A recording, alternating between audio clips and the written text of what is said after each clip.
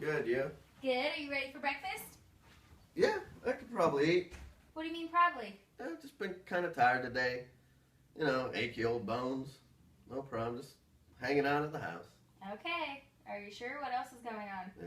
Well, actually, I don't have much of an appetite lately, but we could probably get some breakfast. Since I already told you I'd take you to breakfast, I will. Okay. All right. Let's go. All right. Dad, what is this? Oh, that bruise? It's been there a week or two. Nothing. Noticed it golfing the other day. It's fine. A week or two? That's not a week or two old bruise, Dad. Yeah. No, it looks good. Actually, matches this one pretty good. No, Dad. We need to go to the doctor. That's not normal. No, it's healing. Let's go get some breakfast. No, we need to go to the doctor. No, breakfast sounds good now. No breakfast. You know, my appetite is back. No breakfast. We're going to the ER. Yeah, the ER. That's your favorite place. Since you became a nursing student, everybody's dying of everything, huh? Let's go. Get in the car. To breakfast. Let's go. To breakfast. No. Let's go. Knock. Come in. Hi there. Hi, how are you? Good. My name's Levine. I'm the doctor here in the ER. And you are? Todd. Todd. Nice to meet you. I'm Kelly. I'm Todd's daughter. Oh, nice to meet you. You guys want to tell me a little bit about what brings you guys in? Just a bruise that... No, it's not just a bruise. This morning I went to my dad's house and he had this large bruise on his arm. He said he's had it for 2 weeks and rather than getting better, it's getting worse. Oh, okay. Isn't that... just old people bruise easy, right? I mean, that's a known fact. No, Dad, it's not just a known fact. Also, he's been complaining that he's been tired and he has no appetite. This man never does not have an appetite. Okay. Well, Todd, I'm going to ask you a few questions, and I'm going to need you to be as honest and as accurate as possible. Questions about what? It's a bruise. What do we have to get into here today? Can I just go home? No, you cannot just go home. We need to figure out what's going on. You're old. So you're old. Just a tired old man. Dad, you're only 70 years old. You're not that old. This is not supposed to be happening. Your daughter is right. I'm concerned that your bruise is not only not healing after 2 weeks, but that it's getting worse. Have you had any signs of bleeding anywhere else that you can think of? When I brush my teeth, I bleed a little bit, but okay. I'm not concerned about it. Okay. What about in your stool or your urine? Would you say that it's darker in color? Any blood present? Been a little darker than... I don't go too often these days, but it's a little darker than usual, I guess. Okay. Would you consider it to be closer in color to brown or to black? They mentioned it, maybe black. Okay. And do you smoke, Todd? Occasional. If I can sneak one here Do and there. not lie, Dad. Occasionally. I Dad. can get one in. All right. How many? much do you Tell her smoke? the truth. Pack a day since I was about 19. Okay. What about weight? Have you noticed any unexplained weight loss? No, feeling good. I've actually noticed his clothes have been hanging off of him a lot more loosely lately. How much did you weigh last time you got your flu vaccine? I don't know, the same 190 I've weighed for the last 20 years. Okay. Well, it looks like here the medical assistant prior to me coming in weighed you, and it looks like the scale showed actually 170 pounds. Oh. So that's almost a 20-pound weight loss. And when did you get the flu vaccine? Last month. Okay, so in a month's time, that's a significant amount of weight loss. And that in combination with black stools, feeling tired, a loss of appetite, indicates that there's something more going on here that I'd like to take a look at. Todd, are you on any medications at home, prescribed or over the counter? Healthy as a horse. Okay, any allergies to any medications? Not that I've known. That's the first time I've been in one of these traps in years. Okay. What do you do for work? Retired now. Okay, what did you used to do? I used to be a X-ray tech, a CT scan. I did that for years. Okay, how long did you do that for? Started in the early 80s up until 2010 when I retired. Okay. All right. Which, now that you've mentioned, I retired mostly. We have a lawsuit going against the hospital I worked. When they renovated the place, instead of putting the lead-laden glass like they should have in the CT room, they just put regular glass. So all of us were exposed to super high levels of radiation for the last, 10 years I worked there. Wow. So that's why I retired, and it's actually, still in lawsuit with them. Okay. Good to know. Good to know. Any illnesses in your family? Didn't Grandpa die from cancer? I think he died from being an honors SOB. Oh. But I think the final cause, was cancer. Okay. Do you guys know what kind of cancer? No, I'm not aware. Cancer. Okay. Todd, last question. Are you in any pain? Just I mean, achy old bones, the joints are hurting, but, you know, old people stuff. Okay, all right. So after talking to you, I'm glad your daughter brought you in. I'm going to decide to probably keep you here to run some further tests. We're going to draw some blood, and I know you're really not going to like this last part, but I'm going to need a stool sample. Stool sample? I need No, you. I'm not pooping in that cup. Dad, just do it. I'm going to need you to poop in this cup for me, Tom. You got it. Are you happy now? We I could have am. been at breakfast, and now I'm pooping in a cup. Just The go. bathroom No, is that no. way.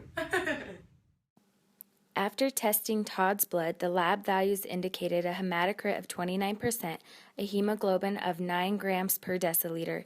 He was in a thrombocytopenic state and had an elevated white blood cell count of 70,000 per cubic millimeters, and the blood had a blast cell percentage of 28%. With these results, the medical team has decided to admit Todd for further testing. These tests will include a lumbar puncture to analyze spinal fluid for the presence of leukemic cells, and Todd will also undergo a bone marrow aspiration and biopsy. The samples obtained from the bone marrow aspiration will be sent out for cytogenetic analysis. Knock, knock, knock. Hi, Todd. Hi, Doc. How's it going? How you feeling today? Not good today. No, Not good yesterday. Got just super tired, worn out, achy. I wish my daughter could be here, but she has a med-surg exam, a pharm midterm, and a 2 OB clinical this week, so looks like I'm on my own. Okay. Yeah, I can imagine that's tough. So when we talked about your lab values last time, there were some abnormalities that I am worried about. And so today what we're going to do a little bit later is we're going to run some tests, one being what's called a lumbar puncture. So we'll position you in a way where we have access to your spinal cord, and we're going to use a needle and we're going to go in between your vertebrae and we're going to draw some cerebrospinal fluid out so we're able to test that a little bit further. Another test that I would like to do with you is called a bone marrow biopsy. I don't know if you're familiar with that, but it's going to be where we'll also position you in a way where we have access to one of your bones, and we'll put a needle in to your bone all the way into the center, and we're going to draw out some bone marrow, and then we'll be able to test that too to see how that's functioning, okay? Alright, I guess do what you gotta do.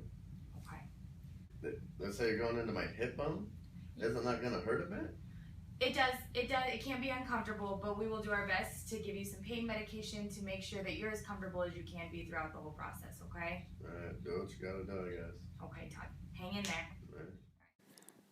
The results of the lumbar puncture were positive for the presence of leukemic cells. The bone marrow test results indicated a 30% presence of leukemic cells, and the cytogenetic test came back with abnormalities. Knock, knock, knock. Hi, Todd. Hi, Kelly. How's it going today? Hey, Doc. Not too good. I'm still here, so something must be going on. You tell me. He's gotten much worse than 3 days ago. What, do you have any information for us? Yeah, I'm actually really glad you're here, Kelly. So after doing the lumbar puncture and the bone marrow biopsy that we did a couple days ago, I did get the results back, and both of the results show that you have a disease called Acute Myeloid Leukemia.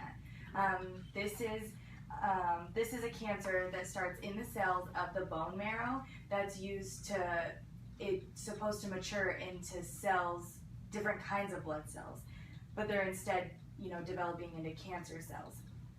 AML starts in the bone marrow, but unfortunately it rapidly moves into the blood. This could be related to the low platelet levels that we talked about earlier with your labs and your severe bruising. Dad, what are we gonna do? Well, it'll be alright. We'll see what's next. We'll get through this. So what else? What's next? So AML is a rapidly progressive disease. Our first treatment option is going to be chemotherapy.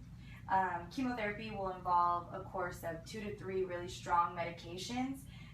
Typically cytarabine and anthracycline drugs are used, and these will work to destroy the cancer cells in your body. Well, that's good. The goal of this will be to slow the progression of this disease and prevent it from spreading.